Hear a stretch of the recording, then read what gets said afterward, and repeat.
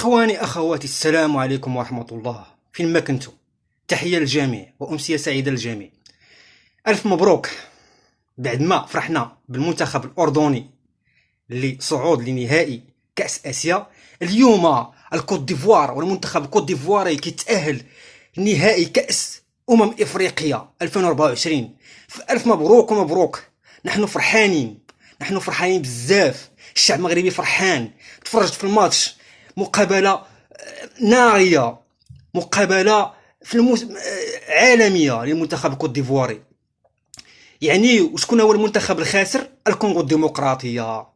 الكونغو الديمقراطية اللي خرجتنا في سميها، اللي لعبنا مع داك الماتش عفوا، وقع مشكل وكذا وهنا، وكيستهزئوا بينا وكذا، كيستهزئوا بالمغرب. يعني شوفوا، سبحان الله العظيم، سبحان الله العظيم. هما دابا ودعوا الطياره يا الكونغو. كنهضر مع المنتخب، ما كنهضرش على الدوله الكونغو الديمقراطيه، كنهضر على الكره. باي باي. يعني خبر مفرح كما قالوا وكما كنقولوا. يعني الدرابو المغربي، الرايه المغربيه باقه في كوت ديفوار، باقه حاضره في كوت ديفوار، باقه دايره بلاصتها في كوت ديفوار. وان شاء الله في نهائي ديال كاس افريقيا ما بين فريق الكوت ديفوار، منتخب كوت ديفوار عفوا، ومنتخب النيجر، غيكون الدرابو حاضر وبقوه بحال المنتخب المغربي ويلعب. هذا الشيء كافي. البعض الناس او بعض، بلا ما نقول لي، حاقدين على الرايه المغربيه وحاقدين على المغرب. فالرايه هي باقه في كوت ديفوار، ولا عزاء للحاقدين. فخبر مفرح اليوم، فرحت بزاف بزاف بزاف. جوج فروق الله يعاونهم اليوم. وقت انا ما كنشجعهمش، كنت ضدهم. جنوب افريقيا او كونغو الديمقراطيه. فهنيئا لفريق كوت ديفوار، وان شاء الله انا كنشجع المنتخب كوت ديفواري باش يدي هذا الكاس ويزيد يهز الدرابو المغربي، وزعما يعلي بالرايه المغربيه. فنحن جد فخورين وجد سعداء بهذا التهاول، بهذا التأهل. وان شاء الله ان شاء الله باذن الله، يعني فرحه مورا فرحه، فرحه مورا فرحه، فرحه ديال تأهل الفريق الاردني لنهائي كاس اسيا بقياده الاسد المغربي عموته، الله يطول في عمره، والطاقم المغربي الفني اللي معاه. يعني واليوم الفرحه زاد كملات بتأهل فريق منتخب الكوت ديفوار الى نهائي كاس افريقيا. فهذا النهار، هذا النهار عالمي عندي انا، عالمي. فرحان بزاف بزاف بزاف.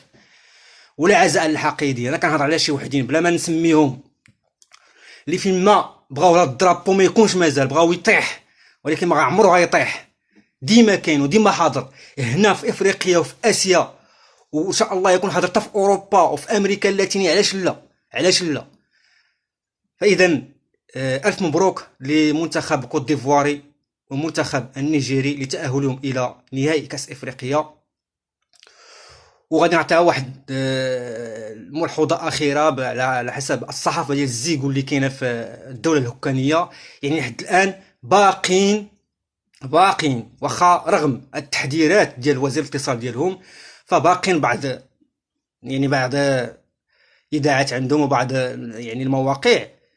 يعني نعطيكم مثال، كاينه واحد الموقع ولا واحد الصحيفه قالت لك اسيدي عموته جات عند الجزائريين ويوقف، ما دار والو مع الجزائريين. يعني شوف، ما زعماش زعما قال لك لا مزيان وكذا وهنا وكنشجعوه وكذا وهنا ومزيان والف مبروك. لا قال لك عموته جات عندنا ووقف.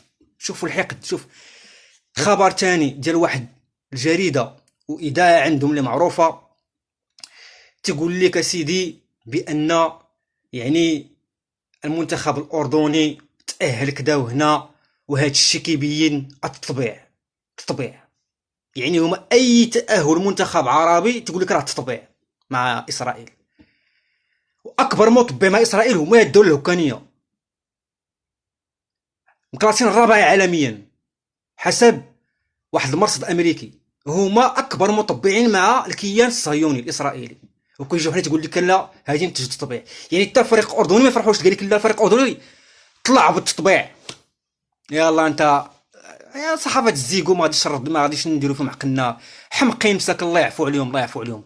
اذا فهنيئا لمنتخب الكوت ديفواري والمنتخب الاردني اللي هزوا ريوسنا وهزوا العالم الوطني معاهم.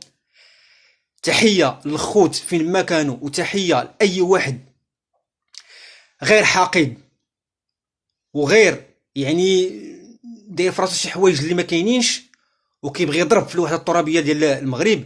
فلا عزاء لكم، وتحيه للجميع، ونشوفكم في الفيديو الجاي. اتهلاو في ريوسكم، وما تنساوش جيم كومونتي بارطاجي وابوني ابوني ابوني. والسلام عليكم ورحمه الله، نشوفكم في الفيديو الجاي. تهلاو.